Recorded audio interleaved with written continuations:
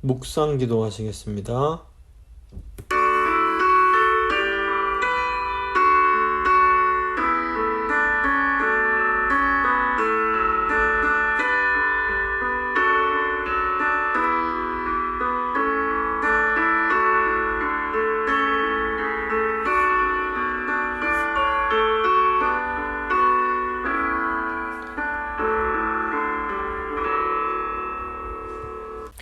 사도신경 고백합니다.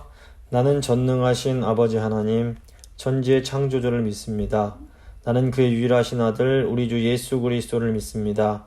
그는 성령으로 잉태되어 동정녀 마리아에게서 나시고 본디오 빌라도에게 고난을 받아 십자가에 못 박혀 죽으시고 장사된 지 사흘 만에 죽은 자 가운데서 다시 살아나셨으며 하늘에 오르시어 전능하신 아버지 하나님 우편에 앉아 계시다가 거기로부터 살아있는 자와 죽은 자를 심판하러 오십니다. 나는 성령을 믿으며 거룩한 공교회와 성도의 교제와 죄를 용서받는 것과 몸의 부활과 영생을 믿습니다. 아멘. 찬송가 255장입니다. 찬송가 255장 찬양하시겠습니다.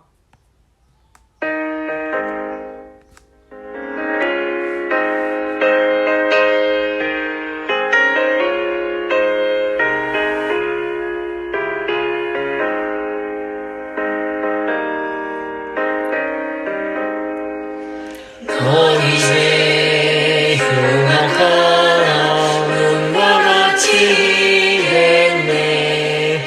너희의 흉악한 눈과 같이 되네. 죄의 빛 흉악한 비게 되리라.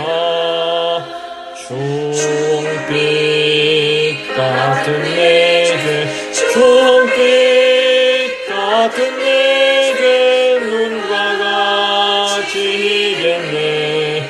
눈과 같이 이겠네. 악한 죄 벗으라고 주님 너를 부르네. 악한 죄 벗으라고 주님 너를 부르네. 하나님 크신 사랑 할것 없어라. 악한 죄 벗으라고 악한 죄 벗으라고 주님 너를 부르네. 주님 너를 부르네. 너희 죄 사해 주사 기억하니 하시네. 너희 죄 사해 주사 기억하니 하시네. 불쌍한 사람들아 오라 하시네. 너희 죄 사해 주사 너희 죄 사해 주사 기억하니 하시네. 기억하니 하시네. 기도하시겠습니다. 좋으신 하나님 너무 감사합니다. 오늘도 저희를 사랑해 주셔서 하나님의 귀한 말씀 앞으로 저희를 불러주신 거 감사드립니다. 저희가 지난주까지는 히스기야 왕을 통해서 하나님 백성이 어떻게 살아야 할지를 배웠습니다. 이제 오늘은 히스기야의 아들인 므낫세와 또 그 아들인 아몬에 대해서 또 함께 생각하려고 합니다. 주님, 저희는 너무 연약해서 하나님의 말씀을 듣지 못하고 저희 뜻을 고집할 때가 많습니다. 하지만 주님은 저희를 끝까지 포기하지 않으시고 매를 때려서라도 저희를 다시 회복시켜 주시기를 원하십니다. 오늘 이 시간 말씀 통해서 하나님의 마음을 깨닫게 하시고 겸손하게 회개할 수 있는 지혜를 허락해 주시길 원합니다. 이 시간 모든 것 주님 손에 맡겨드리며 귀하신 우리 주 예수 그리스도의 이름으로 기도드립니다. 아멘. 오늘 주신 하나님 말씀은 역대하 33장 18절 19절 말씀입니다. 역대하 33장 18절과 19절 말씀 제가 봉독해 드립니다.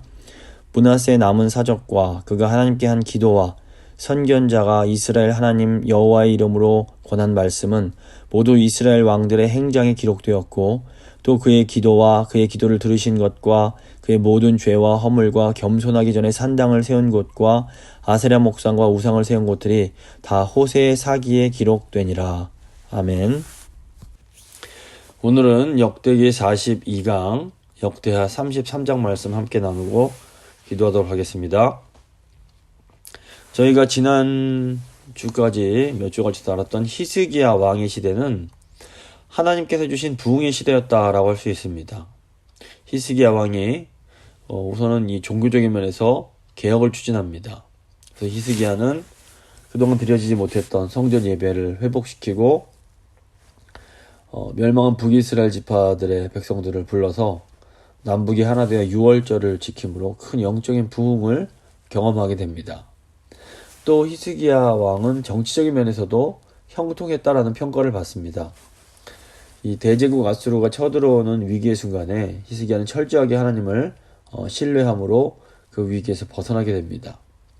하지만 이 큰 하나님의 은혜를 경험한 히스기야는 교만이라는 시험에 빠집니다. 물론 이제 즉시 돌아서긴 했지만 국가적으로 큰 부흥을 이끌었던 히스기야가 이렇게 개인적인 차원에서 넘어지는 모습을 보면 인간이 얼마나 연약한 존재인지를 다시 한번 생각할 수 있습니다. 하지만 교만에도 불구하고 히스기야는 형통했다라는 평가를 받게 됩니다. 이것은 하나님의 백성들이 연약하여 실수하고 죄를 짓더라도 그 후에 어떻게 행동하는가가 너무 중요하다는 것을 우리에게 보여줍니다. 오늘 본문이 역대하 33장에 나오는 므낫세와 아몬 왕이 이것을 더 분명하게 이제 부각을 시킵니다. 열왕기하 21장을 보시면 히스기야의 아들인 므낫세가 너무너무 악한 왕이었다고 아주 길게 묘사가 됩니다.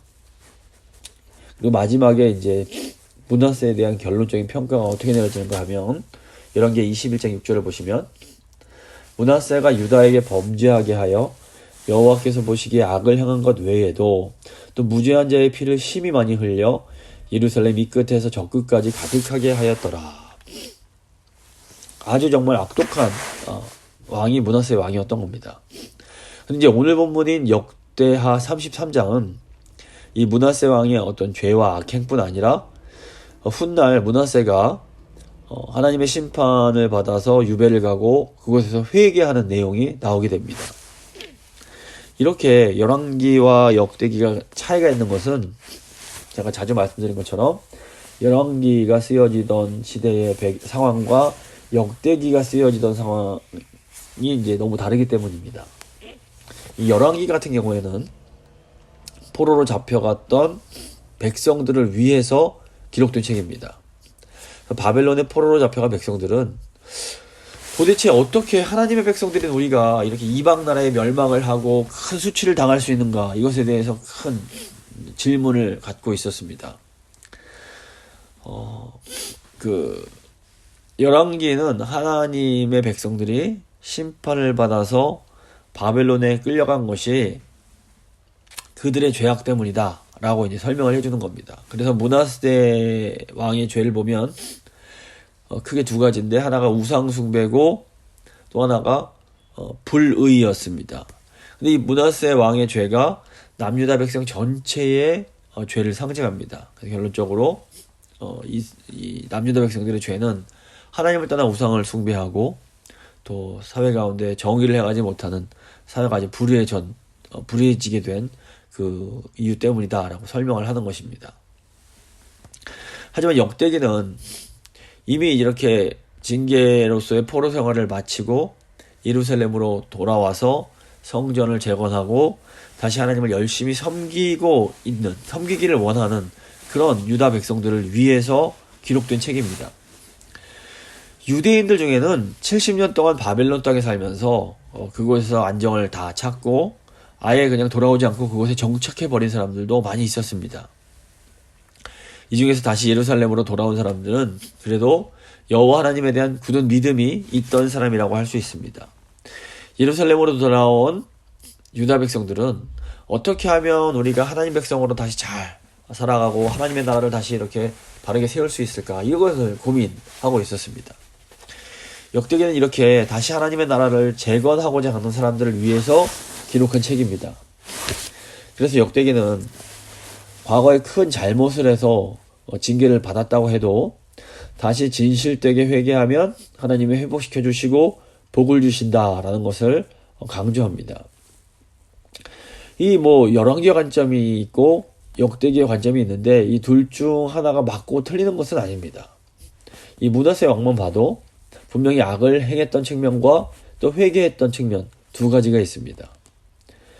열왕기 같은 경우에는 이 므낫세 왕의 죄악된 측면을 강조하면서 이 남유다의 죄악이 예루살렘 멸망의 원인이었다라는 것을 이제 강조합니다. 반면에 역대기는 므낫세 왕이 이후에 회개하는 측면을 강조하면서 이 남유다가 비록 포로로 잡혀갔지만 그들의 죄악을 회개하고 약속의 땅으로 귀환해서 하나님의 백성으로 살고자 할 때에 이 회개만 하면 다시 회복될 수 있다라는 것을 또 강조합니다. 그래서 열왕기와 이 역대기의 관점의 차이가 우리에게 주는 교훈이 무엇일까요? 인간의 삶에는, 특별히 하나님 백성들의 삶에도 아주 다양한 차원이 있고, 그렇기 때문에 함부로 그 사람을 한쪽 면만 가지고 판단하거나 어떻게 정죄해서는 안 된다는 겁니다. 므낫세 왕과 유다 백성들이 행했던 우상숭배와 불의는 분명히 하나님 보실 때 큰 죄악이었습니다. 이건 어떤 핑계도 될 수 없고 정당화도 될 수 없고 미화시킬 수도 없는 그런 부분들입니다. 그러니까 므낫세가 하나님께 큰 죄악을 저지른 것은 분명한 사실입니다. 하지만 역대기를 보시면 이 죄를 지은 므낫세가 훗날 하나님 앞에서 회개를 한 것도 분명한 사실입니다. 역대기하 33장의 이 므낫세의 이야기의 구조를 봐도 다른 것이 아니라 므낫세의 회개와 구원을 강조하고 있음을 저희가 보게 됩니다. 제가 이제 구약 그 히브리 문서들의 그 교차대구법이라는 문학 구조가 있다라고 몇 차례 말씀을 드린 적이 있습니다. 그래서 보시면 므낫세 이야기의 맨 위 A와 A-가 므낫세의 통치의 시작, 므낫세의 통치 종결, 이걸로서 이제 연결이 되고, 두 번째 라인에 므낫세의 악행이 또 이 아래서 두 번째 B-의 므낫세의 회복과 연결이 되고, C 므낫세의 유배가 C- 므낫세의 선행과 연결이 되고, 가장 중심에 므낫세의 회개와 구원에 대한 내용이 나옵니다. 그래서 이 구조를 보면 이 므낫세 이야기의 가장 중요한 내용이 므낫세의 회개와 구원이라는 것을 저희가 또 볼 수 있습니다. 그러니까 므낫세가 끔찍한 죄인이었다고 해서 므낫세가 훗날 회개한 사실까지 부정하려고 해서는 안 됩니다. 이것은 이 과거에 한 나라를 멸망시킬 만큼 어마어마한 죄를 지은 므낫세 같은 사람도 하나님 앞에서 회개할 수 있고, 회개하면 하나님께서 받아주신다라는 것을 보여줍니다. 예수님의 십자가는 어떤 큰 죄인도 넉넉히 용서해 주실 수 있는 그런 큰 능력이 있습니다. 그래서 복음은 어떤 죄를 지은 죄인이라도 진심으로 회개하고 그 죄에서 떠나면 얼마든지 하나님께 용서받을 수 있다라는 아주 기쁜 소식인 것입니다. 이제 므낫세의 통치의 내용을 한번 살펴보도록 하겠습니다. 먼저 이 므낫세의 악행을 보시면 1절입니다. 므낫세가 왕위에 오를 때에 나이가 12세라 예루살렘에서 55년 동안 다스리며 여호와 보시기에 악을 행하여 여호와께서 이스라엘 자손 앞에서 쫓아내신 이방 사람들의 가증한 일을 본받아. 므낫세가 12살이라는 어린 나이에 왕위에 올라서 55년이라는 아주 긴 세월 동안 유다를 다스립니다. 하지만 그의 통치는 하나님 보시기에 너무나 악했습니다. 이 역대기는 이제 므낫세 왕의 죄들을 아주 구체적으로 서술합니다. 죄를 짓지 않았다고 거짓말하지 않습니다. 33절 이제 1절에서 이제 9절에 쭉 나오는 므낫세의 악행은 크게 두 가지로 정리가 되는데, 므낫세의 첫 번째 죄는 여호와께서 가증하게 여기시는 우상 숭배 죄였습니다. 므낫세는 아버지인 히스기야 왕의 종교개혁의 그 길을 내서 완전히 떠나서 그 할아버지인 아하스 왕이 갔던 길을 이제 가기 시작합니다. 3절부터 6절 보시면 그의 아버지 히스기야가 헐어버린 산당을 다시 세우며 바알들을 위하여 제단을 쌓으며 아세라 목상을 만들며 하늘의 모든 일월 성신을 경배하여 섬기며 여호와께서 전에 이르시기를 내가 내 이름을 예루살렘에 영원히 두리라 하신 여호와의 전에 제단들을 쌓고 또 여호와의 전 두 마당에 하늘의 일월 성신을 위하여 제단들을 쌓고 또 흰놈의 아들 골짜기에서 그의 아들들을 불 가운데로 지나가게 하며 또 점치며 사술과 요술을 행하며 신접한 자와 박수를 신임하여 여호와 보시기에 악을 많이 행하여 여호와를 진노하게 하였으며. 므낫세는 이제 그 자신의 자녀들을 이방 제사의 제물로 바침으로써 아주 그냥 극심한 우상숭배의 극을 달하게 됩니다. 근데 이 므낫세 왕의 이 악행이 신명기 말씀에서 아주 강하게 금하는 행동이었습니다. 그러니까 신명기에서 금하는 행동을 바로 그 행동을 므낫세 왕이 그대로 했던 겁니다. 신명기 18장 9절부터 13절 보시면 내 하나님 여호와께서 너에게 주시는 땅에 들어가거든 너는 그 민족들의 가증한 행위를 본받지 말 것이니 그의 아들이나 딸을 불 가운데로 지나게 하는 자나 점쟁이나 길회를 말하는 자나 요술하는 자나 무당이나 진언자나 신접자나 박수나 초혼자를 너희 가운데 용납하지 말라. 이런 일을 행하는 모든 자를 여호와께서 가증히 여기시나니 이런 가증한 일로 말미암아 너희 하나님 여호와께서 그들을 너희 앞에서 쫓아내시느니라. 너는 내 하나님 여호와 앞에서 완전하라. 그러니까 신명기는 절대로 이런 무당이나 이런 우상의 그런 가증한 행위를 하지 말라라고 아주 강력하게 경고를 합니다. 그런데 므낫세 왕이 하나님께서 하지 말라고 하셨던 바로 이 일들을 그대로 이제 행했던 겁니다. 므낫세가 저지른 두 번째 죄는 이제 하나님의 성전을 더럽힌 겁니다. 7절에서 10절을 보시면 하나님의 이름이 영원히 거하는 성전이 므낫세 왕에 의해서 어떻게 더럽혀졌는지를 이제 또 설명하고 있습니다. 7절부터 10절입니다. 또 자기가 만든 아로색의 목상을 하나님의 전에 세웠더라. 옛적에 하나님이 이 성전에 대하여 다윗과 그의 아들 솔로몬에게 이르시기를 내가 이스라엘 모든 지파 중에서 택한 이 성전과 예루살렘에 내 이름을 영원히 둘지라. 만일 이스라엘 사람이 내가 명령한 일들 곧 모세를 통하여 전한 모든 율법과 율례와 규례를 지켜 행하면 내가 그들의 발로 다시는 그의 조상들에게 정하여 준 땅에서 옮기지 않게 하리라 하셨으나 이 하나님께서 하나님의 그 성전에 임재해 계신 것은 이스라엘이 약속의 땅에서 추방되지 않을 것에 대한 가장 강력한 증거였다고 할 수 있습니다. 그래서 하나님께서 성전에 함께 하시는 한 세상 그 어느 누구도 하나님 백성들을 건드릴 수 없었습니다. 하지만 이것은 이스라엘 백성들이 여호와 하나님과의 언약에 신실하게 순종할 때에 국한된 일이었습니다. 그러니까 하나님의 백성인 이스라엘이 하나님 말씀에 순종하여 하나님께서 주신 율법을 잘 지키면 하나님께서 성전에 함께 해주시고 이스라엘을 영원히 지켜주시겠다라는 약속을 이제 주신 겁니다. 그런데 이 므낫세 왕은 자신이 만든 우상들을 이 성전에 세움으로 하나님께서 다윗 및 솔로몬과 맺었던 이 언약을 깨버리게 됩니다. 좀 비유를 좀 하자면 이 므낫세 행동은 어떤 아내가 남편과 함께 사는 집에 다른 남자를 데려와서 같이 살겠다고 하는 것과 이건 거의 비슷한 그런 겁니다. 아주 끔찍한 일을 므낫세가 했던 겁니다. 결국 에스겔서를 보시면 그 여호와 하나님의 영광이 이 예루살렘 성전에서 점점 떠나가는 것을 보게 됩니다. 근데 이렇게 하나님의 임재가 사라져버린 성전은 아무리 뭐 화려하다 해도 그냥 빈 껍데기에 불과합니다. 하나님의 임재가 없는 성전은 하나님의 영광이 사라진 성전은 아무 의미가 없는 것입니다. 더 심각한 것은 이 므낫세의 악행이 남유다 백성들 전체에게 아주 부정적이고 직접적인 영향을 주었다라는 것입니다. 그 9절입니다. 유다와 예루살렘 주민이 므낫세의 꾀임을 받고 악을 행한 것이 여호와께서 이스라엘 자손 앞에서 멸하신 모든 나라보다 더욱 심하였더라.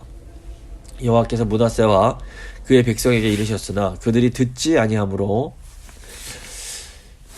므낫세 왕 당시에 이 유다 백성들이 행한 우상 숭배는 그 원래부터 이렇게 우상을 섬겨오던 이방 나라들이 했던 죄보다 훨씬 더 심각했습니다.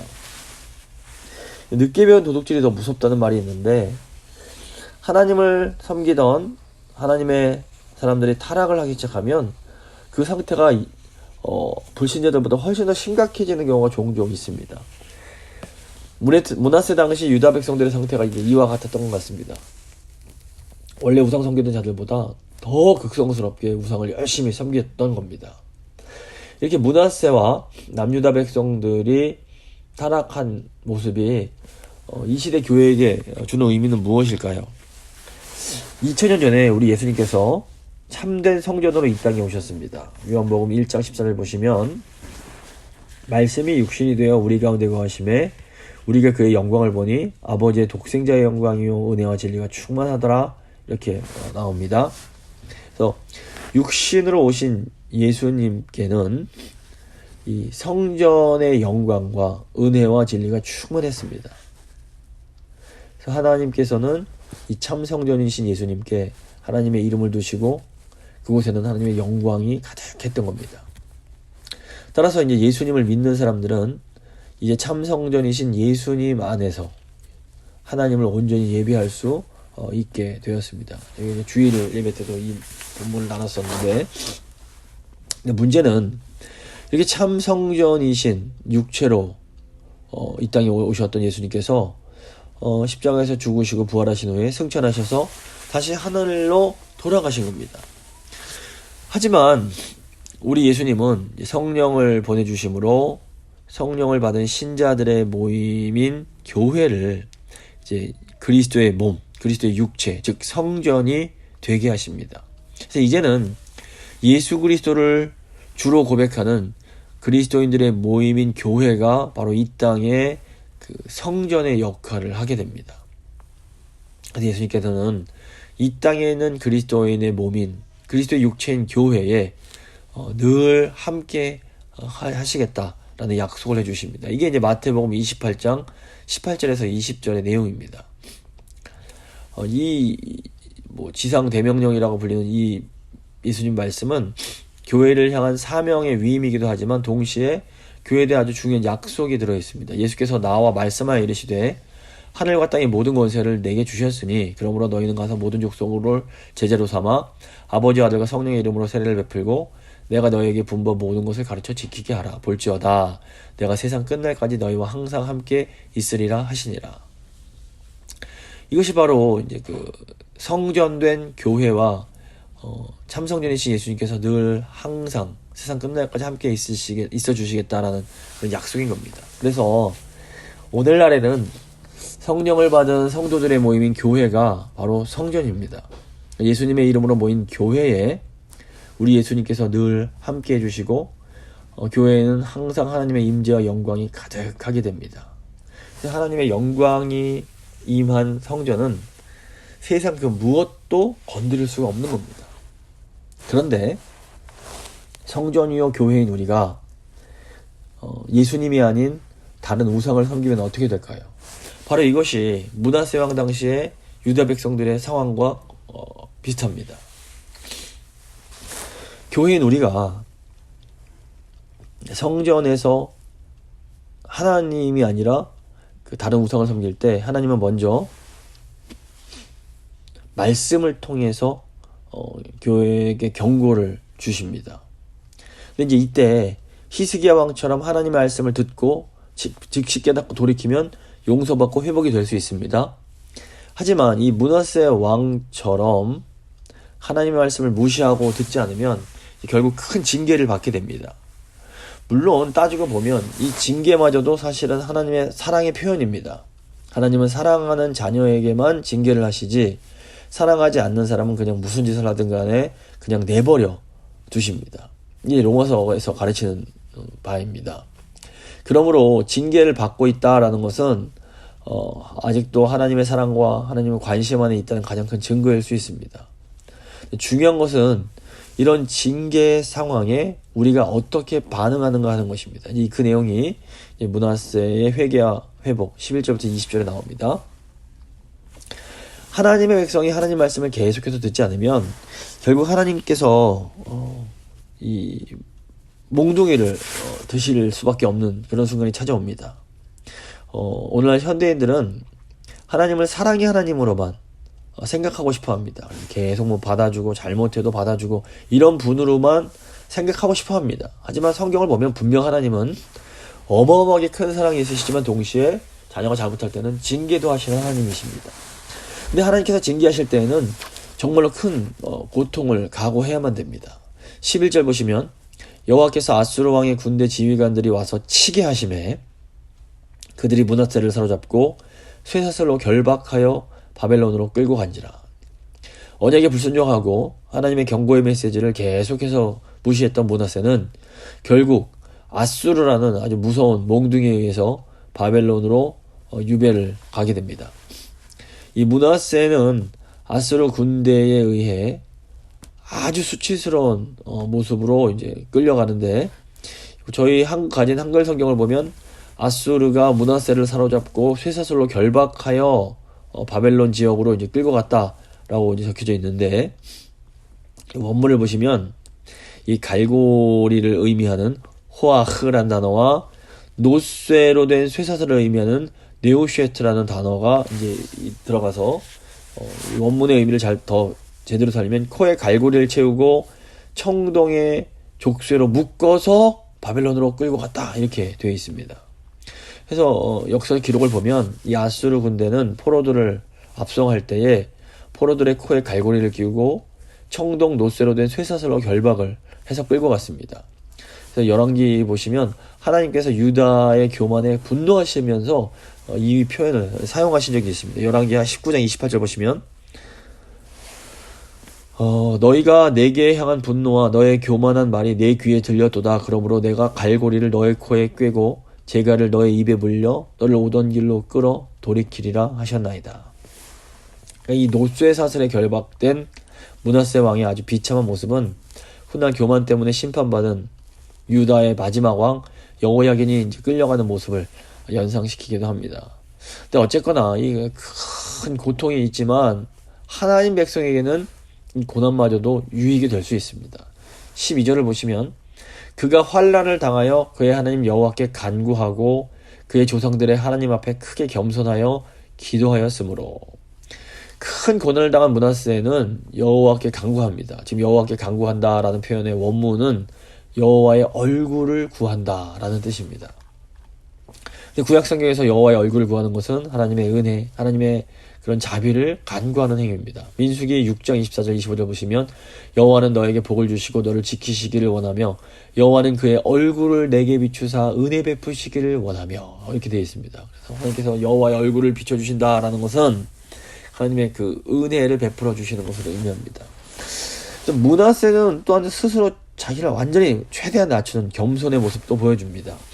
하나님은 그 솔로몬 성전 봉헌 기도 때에 그 고난당하는 자들에게 스스로 자기를 낮추고 여호와의 얼굴을 구하라고 말씀하신 적이 있습니다. 역대하 7장 14절 보시면 내 이름으로 일컫는 내 백성이 그들의 악한 길에서 떠나 스스로 낮추고 기도하여 내 얼굴을 찾으면 내가 하늘에서 듣고 그들의 죄를 사하고 그들의 땅을 고칠지라.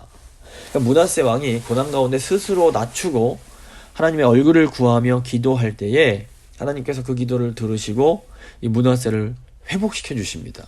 13절 후반부 보시면 하나님이 그의 기도를 받으시며 그의 간구를 들으시사 그가 예루살렘에 돌아와서 다시 왕위에 앉게 하심에 므낫세가 그제서야 여호와께서 하나님이신 줄을 알았더라.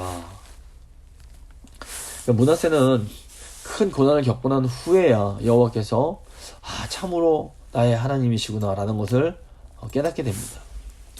인간이란 것이 너무 간사해서 고난이 없을 때에는 아무리 하나님께서 말씀을 해주셔도 잘 깨닫지를 못할 때가 많습니다. 우리의 모습이 이 므낫세와 너무 비슷합니다. 하나님께서 분명히 선지자들을 통해서 경고를 주셨음에도 내 몸이 아프고 내 상황이 너무 힘들지 않으면 그 말씀이 그 귀를 통해서 마음 가운데 들어오지 않습니다. 그래서 결국에는 계속 내 고집대로 교만하게 행동하다가 결국에는 하나님께서 정해두신 한계선을 넘기게 되고 이 하나님의 징계의 매를 이제 맞게 되는 겁니다. 그러면 이 큰 그 징계의 고통 가운데서 그제서야 내가 교만했구나라는 것을 깨닫고 겸손하게 자기를 낮추며 하나님의 은혜를 구할 수 있게 됩니다. 하지만 이렇게라도 하나님께 다시 머리를 숙이고 하나님께로 돌아갈 수 있다면 그것은 사실 엄청나게 큰 은혜라는 것도 저희가 기억을 할 필요가 있습니다. 그래서 하나님이 자녀인 우리를 징계하시는 것은 우리를 살리시고 회복시켜 주시기 위함이지 우리를 뭐 죽이고 심판하고 멸망하게 하기 위함이 절대로 아닌 겁니다. 역대기는 므낫세의 그 큰 죄악보다도 므낫세가 그 잘못을 뉘우치고 겸손하게 하나님의 은혜를 구할 때에 하나님께서 그를 회복시켜 주셨다라는 것을 강조합니다. 역대기는 므낫세의 회개와 기도가 하나님의 용서하심과 그 갈고리와 쇠사슬의 그런 비극적인 비참한 운명을 왕의 회복이라는 축복으로 그 변화시켜 주셨다라는 것을 이제 보여줍니다. 절망의 나락에서 회개와 겸손을 통해 회복의 축복을 경험한 므낫세의 통치는 이제 이전과는 완전히 달라지게 됩니다.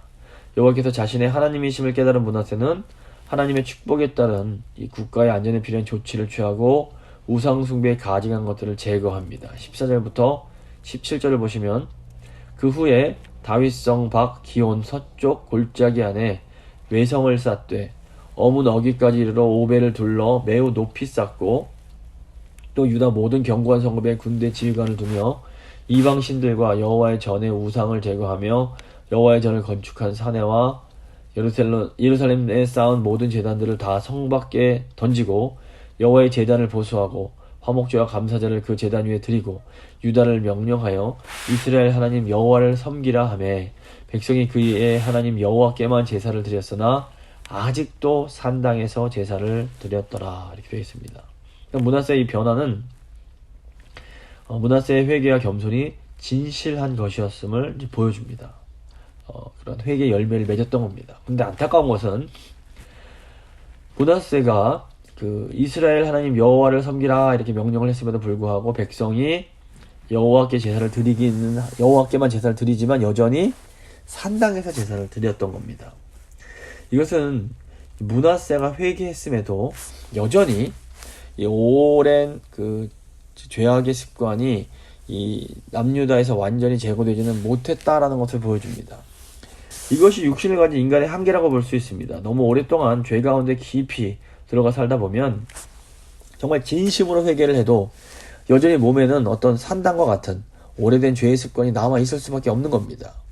그래서 오랫동안 마약을 했던 사람은 정말로 완전히 마약을 끊는다고 해도 이 몸에는 계속 마약의 기억이 남아 있습니다. 그래서 마약을 끊은 후에도 계속해서 이 마약을 하고 싶은 유혹과 싸우면서 평생을 살아가야 된다라는 말을 제가 이제 본 적이 있는데, 마찬가지로 평생 어떤 뭐 화를 내거나 어떤 뭐 거짓말을 하거나 어떤 평생 어떤 하나님 보실 때 어떤 죄를 속에서 살던 사람은 진정으로 회개를 해도 그 어떤 뭐 확 벌어 화를 내는 기질이라든가 아니면 뭐 남들을 이렇게 흉보는 어떤 그런 못된 습관이란 것들이 무의식 중에 우리 몸에 남아있게 됩니다.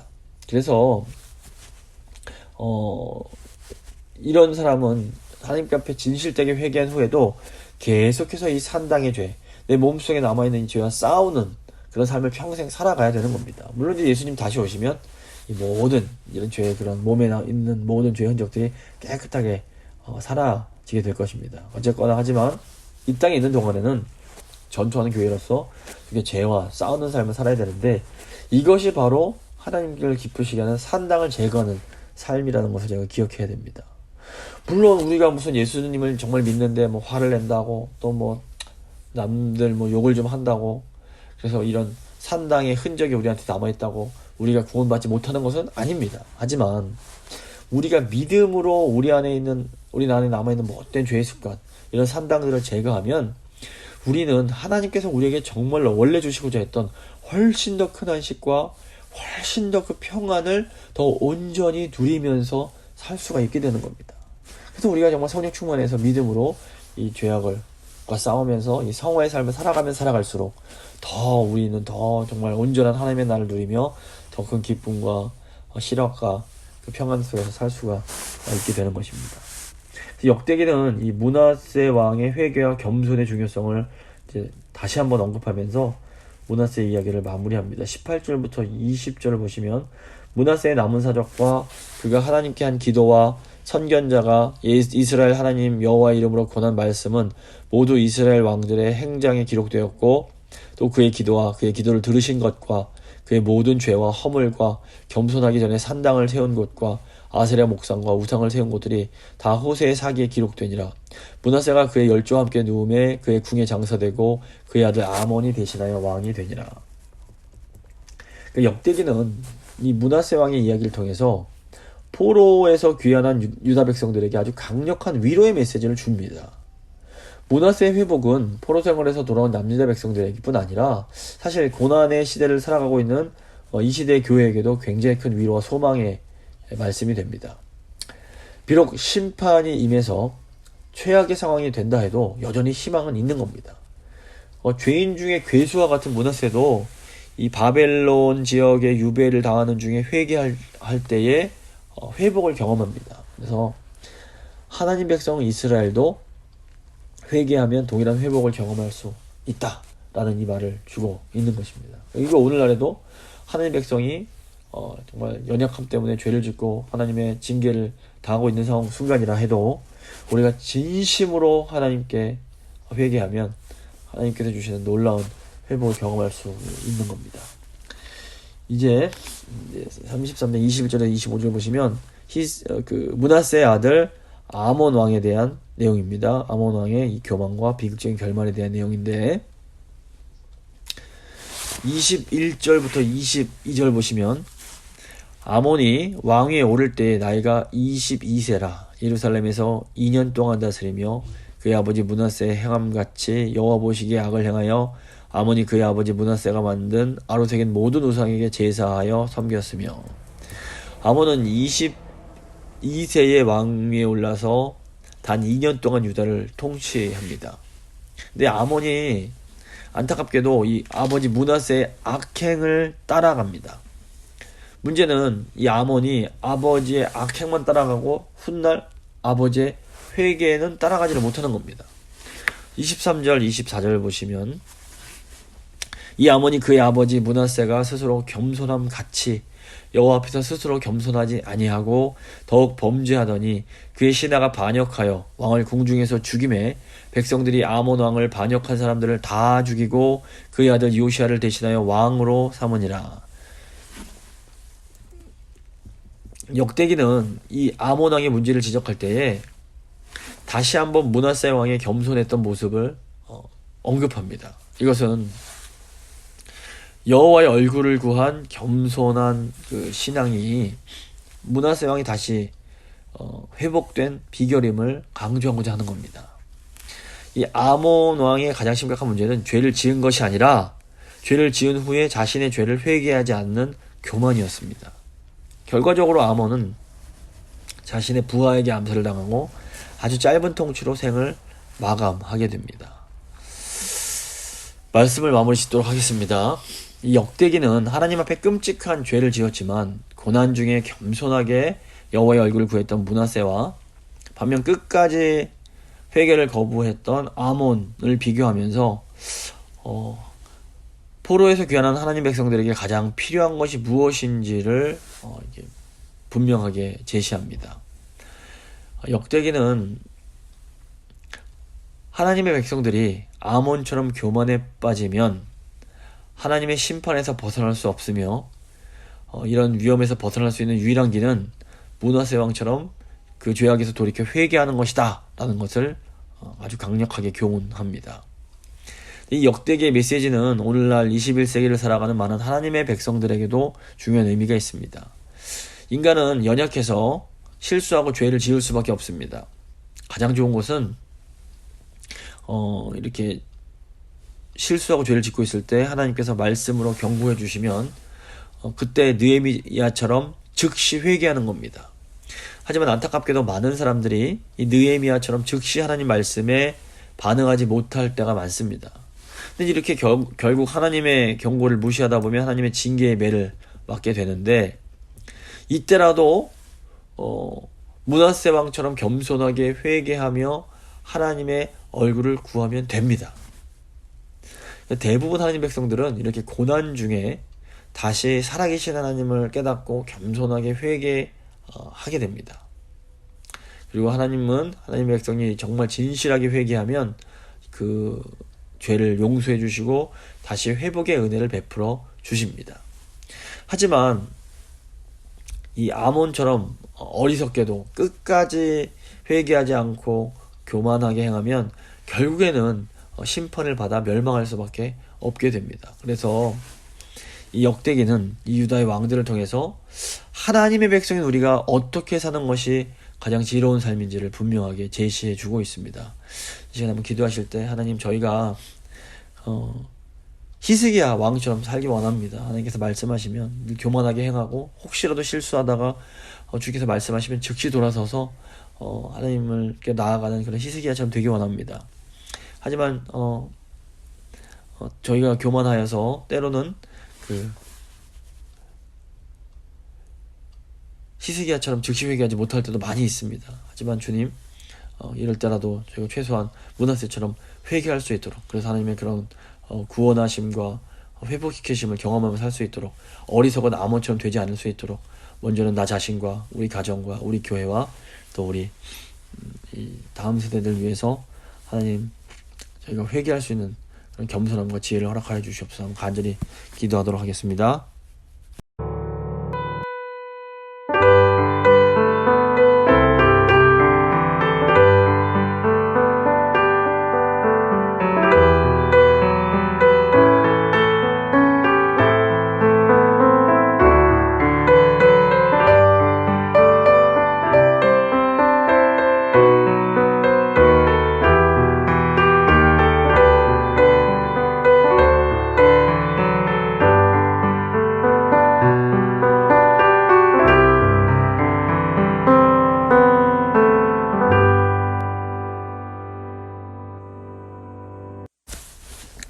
살아계신 하나님, 감사합니다. 오늘도 귀한 말씀을 통해서 이 고난의 시기에 저희가 어떻게 행동해야 할지를 다시 한번 깨닫게 해주신 것 감사드립니다.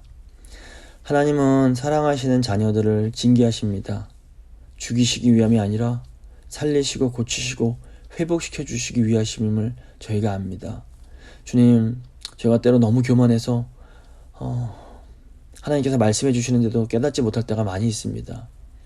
그래서 저희가 하나님께서 징계 주실 때라도 주님, 겸손하게 저희를 낮추고 하나님의 그 얼굴을 구하며 나아가는 그런 저희가 될 수 있도록 주여 도와주시옵소서.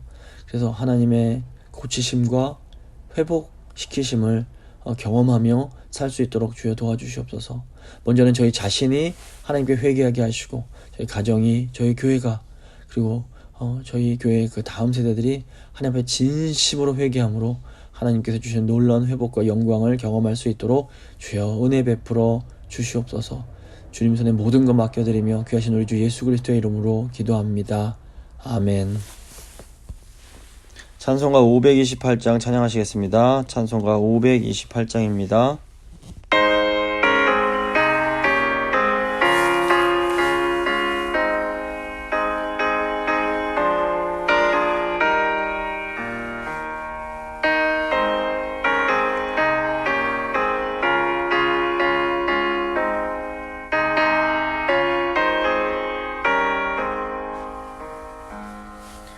예수가 우리를 부르는 소리, 그 음성 부드러워.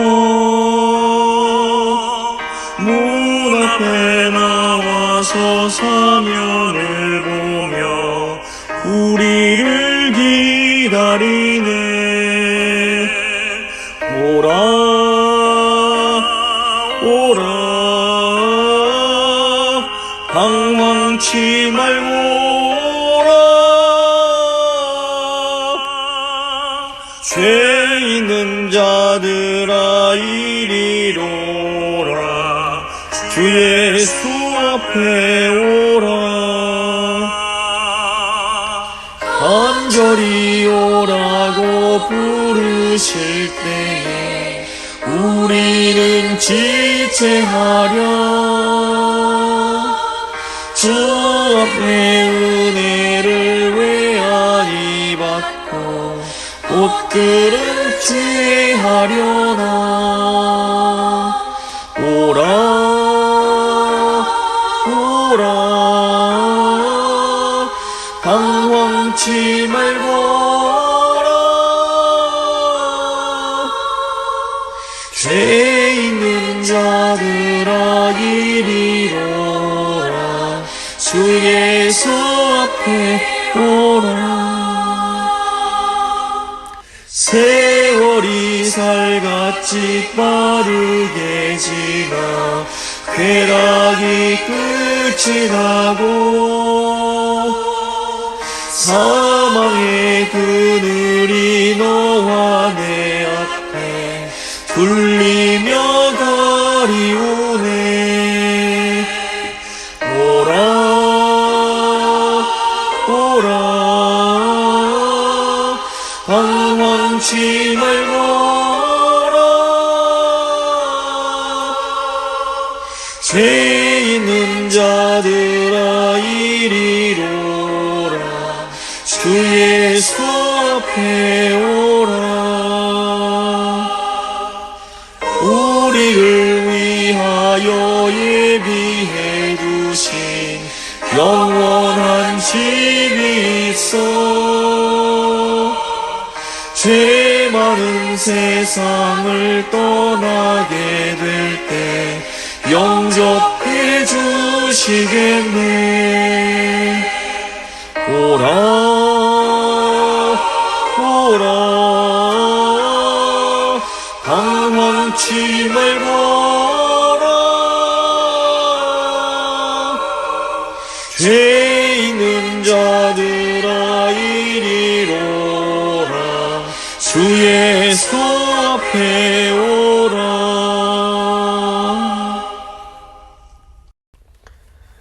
주님 가르쳐 주신 기도로 예배 마치도록 하겠습니다.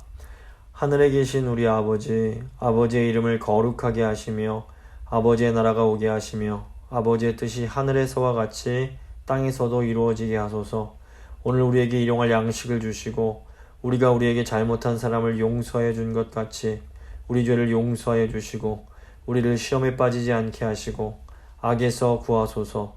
나라와 권능과 영광이 영원히 아버지의 것입니다. 아멘.